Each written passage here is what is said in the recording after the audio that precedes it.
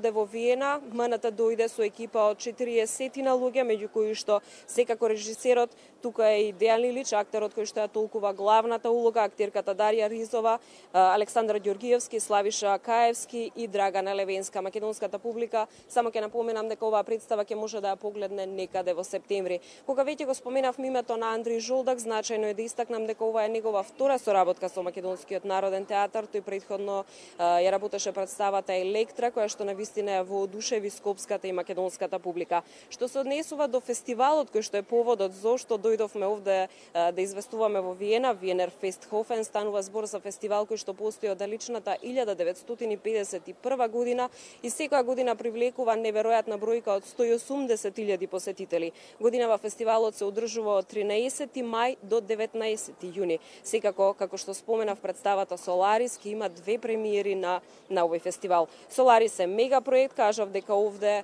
е 40 члена екипа, станува збор за копродукција на Македонскиот народен театар со овој фестивал. Селекторката Марина Давидова претходно кога ја најавија оваа представа во Скопје, истакна дека многу се радува на проектот и секако дека посакува да се случат уште многу такви. Дејан Пројковски, директорот на Македонскиот народен театар, истакна дека програмата на Виенер Фестхофен е всушност доловување на сликата на тоа како треба да изгледа и како изгледа современиот театар во денешно време и секако естетиката на големите и најголемите режисерски имиња. Андри Жолтак споменав дека втор пат соработува со МНТ, она што е значајно за него да се спомене е тоа дека неговата креативност буквално не познава граници. Тој знае да направи неверојатна луда комбинација која што ја привлекува публиката, комбинира комедија дел'арте со сайберпанк и sci-fi фантазија, нешто што тој често пати вели дека неговиот театар е чист без она што го чувствува, едноставно сака да го изфрли на сцена. Само ќе споменам уште дека текстот на представата Соларис е на Станислав Лев, станува збор за своевидни залудни обиди на комуникација со живот на други планети.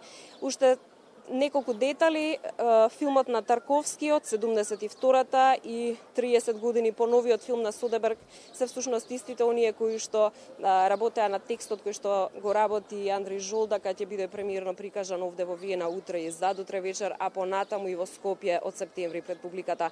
Што се однесува до Виена, само можам да ви кажам дека навистина е прекрасен град, веројатно нема потреба многу да се зборува за тоа. Она што мене ме воодушеви е тоа дека кади да се завртите, едноставно мора да внимавате што зборувате, бидејќи сите ве препознаваат и сите го знаат јазикот, сите се некаде од тој дел, од нашиот дел на Европа или од Балканскиот полуостров.